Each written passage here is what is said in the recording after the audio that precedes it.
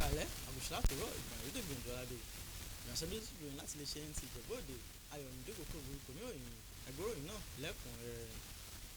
orílẹ̀-èdè nàìjíríà ti ṣí àwọn àǹfààní ìdókòwò ọ̀tun sílẹ̀ nípasẹ̀ ìdókòwò láti ilẹ̀ òkèrè ó sì ti ṣetán láti ṣiṣẹ́ pọ̀ pẹ̀lú ilẹ̀ áfíríkà àti àjọ àgbáyé láti rí dájú pé àyípadà alágbára nínú ẹ̀ka agbára ṣe àṣeyọrí. ààrẹ bọ́lá ahmed tinubu tí igbákejì rẹ̀ kashim shettima aṣojú rẹ̀ sóyè di mímọ̀ níbi àpéjọ lẹ́kẹsàn-án rẹ̀ ti àpéjọ àgbáyé ti orílẹ̀ nàìjíríà lórí ẹ̀ka agbára tó wáyé ní gbọ̀ngàn ilé ìjọba abdulrahman jubrila ló jábọ̀ ìròyìn. ọ́fíìsì olórí iṣẹ́ ìlú fún ìjọba àpapọ̀ ti bẹ̀rẹ̀ ẹ̀kọ́ ìforúkọsílẹ̀ àti ìmúlẹ́kọ̀ọ́ fún yíyan akọ̀wé àgbà tuntun 5 lẹ́yìn tí ààrẹ bọ́lá ahmed tinubu ti buwọ́ lu ìgbésẹ̀ náà.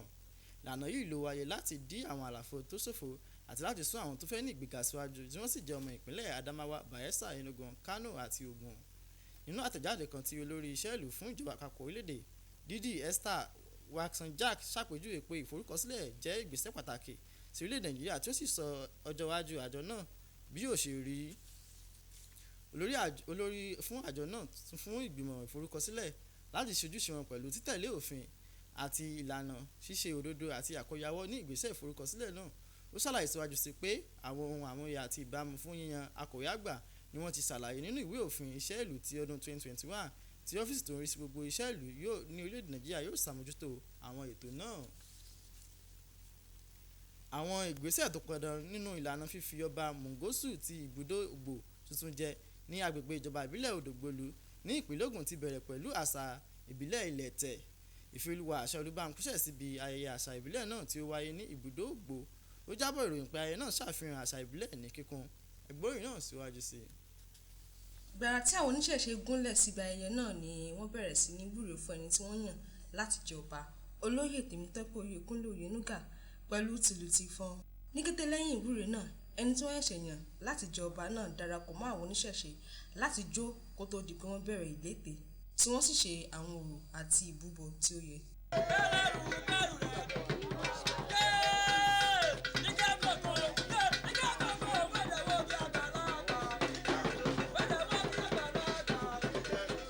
olórí àwọn afọbajẹ tí wọ́n túmọ̀ sí ọ̀gbẹ́ni òdì alága ẹgbẹ́ ìdàgbàsókè ti ibùdó ògbó ní ìdílé rẹ̀ fa ọba tuntun kalẹ̀ àti àṣepa ti ibùdó ògbó. ó tọ́ka sí ìlété gẹ́gẹ́ bí ọ̀kan pàtàkì nínú àṣà yorùbá àti pé yóò gbà wọ́n ní ọjọ́ 7 gbáko.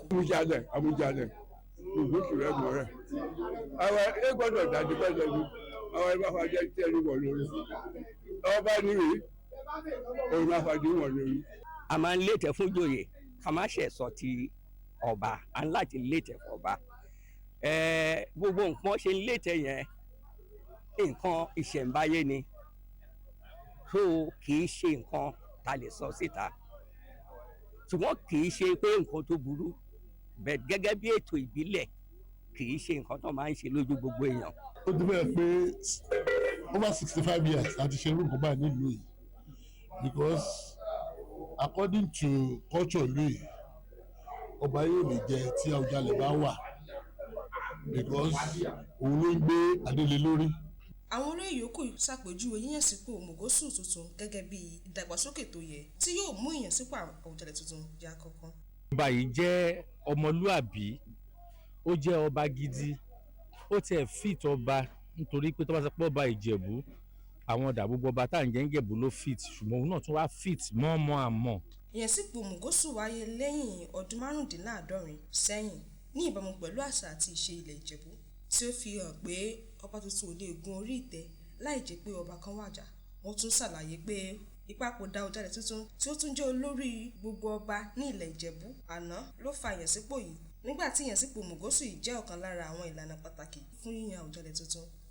láti iléeṣẹ́ NTA Ìjẹ̀bú-Òde Blessing Adéwuyì ló ṣàtúpalẹ̀ ìròyìn.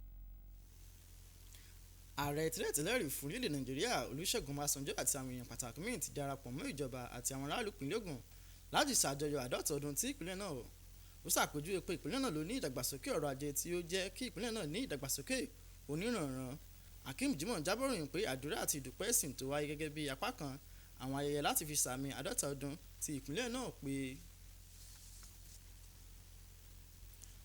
àwọn ọmọ ìlú àti olùgbé apá ìwọ̀ oòrùn ìpínlẹ̀ Ògùn ni wọ́n rọ̀ láti wà ní ìṣọ̀kan kí wọ́n sì yàgò fún ìjà nínú ẹgbẹ́ kí wọ́n lè kópa wọ́pọ̀ láti yan olùdíje kan ṣoṣo tí gbogbo ènìyàn fọwọ́ sí tí yóò jáwé olúborí sí ipò gómìnà ìpínlẹ̀ Ògùn nínú ètò òṣèlú tó ń bọ̀. Èyí ni àwọn ọ̀rọ̀ tí olórí ọmọ ẹgbẹ́ tó pọ̀ jù nínú ilé-ìgbìmọ̀ asòfin orílẹ̀-èdè Nàìjíríà aṣòfin Michael Ọ̀pẹ́yẹmí Bámidélé sọ nígbà ìdánilẹ́kọ̀ọ́ níbi ètò kan tí ẹgbẹ́ àwọn onímọ̀ apá ìwọ̀ oòrùn ìpínlẹ̀ Ògùn ṣètò fún Yayi tó wáyé ní Ìlaró ní ìjọba ìbílẹ̀ Gúúsù Yewa ní ìpínlẹ̀ Ògùn. Akeem Jimoh ló jábọ̀ ìròyìn. Títẹ́wọ́gbà àwùjọ àti àyípadà nínú ojú ìmẹ́rí tí àwùjọ fi ń wo àwọn ènìyàn tó ní ìpèníjà ara kan tàbí òmíì ni wọ́n ti ṣe àfihàn gẹ́gẹ́ bí ọ̀nà láti mú ìlera àti ìdàgbàsókè bá àwọn obìnrin tó ní ìpèníjà ara wọ̀ sí láwùjọ. Èyí wáyé nígbà tí àjọ kan tí kò rọ̀gbọ̀kú lé ìjọba ṣe àgbékalẹ̀ ètò ìdánilẹ́kọ̀ọ́ fún àwọn olórí ẹ̀sìn àti àwùjọ ní Ìjẹ̀bú Òde láti kọ́ wọn nípa dídènà ìwà apá sí àwọn obìnrin tó ní ìpèníjà ara. Oníròyìn wa Anthony Gàdúnù bá ń péjú pésẹ̀ síbi ètò náà. A ó máa mú ìròyìn náà wá nínú ìròyìn wa tó ń bọ̀. Ìròyìn wa fún ti àlẹ́ ìkò ní jù báyìí lọ. Ayọ̀mídé Kúnkúnbírú kò ní ìròyìn títí di ọ̀la. Ó dàárọ̀.